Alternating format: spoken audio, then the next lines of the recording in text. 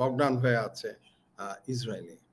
তো এই যে গাজাতে বকডাউন হচ্ছে, তারা তাদেরকে ওইসব জিনিসে বকডাউন হচ্ছে, বাট ওয়্যারএজ দে শুড কনসিডার যে তাদের সত্যিকারের চ্যালেঞ্জ জানাতে আসছে গিয়ে সামনের দিকে, ইট ইজ চায়না।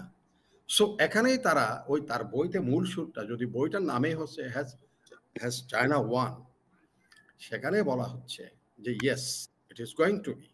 কারণ তারা তাদের পলিসির কারণে হচ্ছে, আমরা হয়তো এখানে আমেরিকান জিও স্ট্র্যাটেজি এগুলো আলোচনা করার এখানে এটা প্ল্যাটফর্মও না, বা আপনি সেই সুযোগও দিবেন না।